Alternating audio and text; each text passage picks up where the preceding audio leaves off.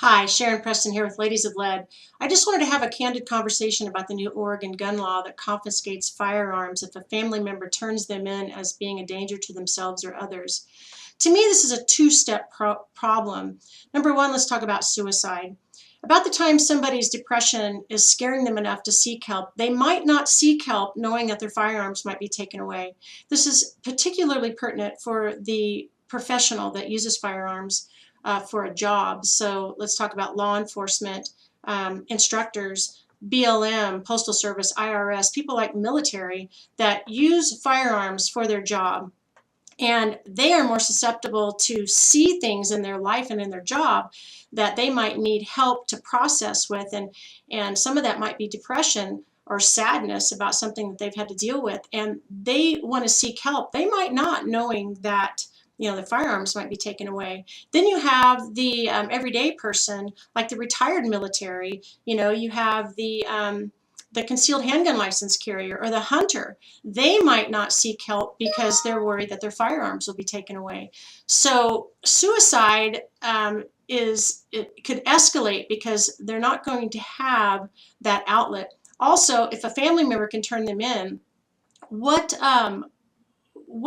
what qualifications do they have to figure out a person's mental state? There is no blood test for mental health or a mental state, so it's all subjective. And then what if the family psychologist, starts to talk one of the family members into turning somebody in? What then? People aren't going to seek help from their psychologist because they know that it's an avenue for them to have their firearms confiscated.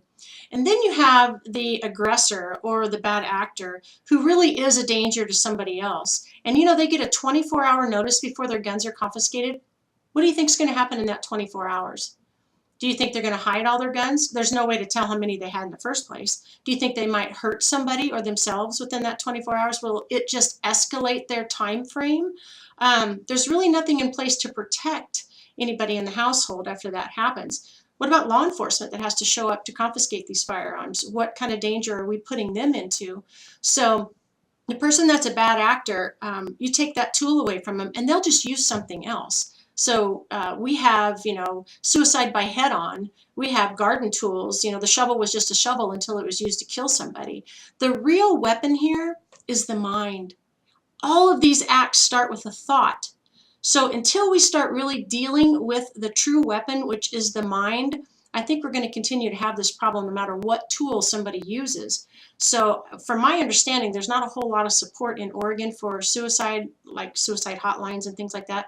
So maybe that's where we need to focus on. But it's just really a sad thing for me to think about. If somebody really wanted to seek help, they might not, because they're fearful that their firearms are going to be taken away, and they're going to have to pay all of these fees and lawyers and everything to defend themselves against what? And then you might have the disgruntled family member also. It's just, turning somebody in for revenge sake, and then you have the really bad actors. What are they going to do in that 24 hours? So that's just some of my thoughts on this law.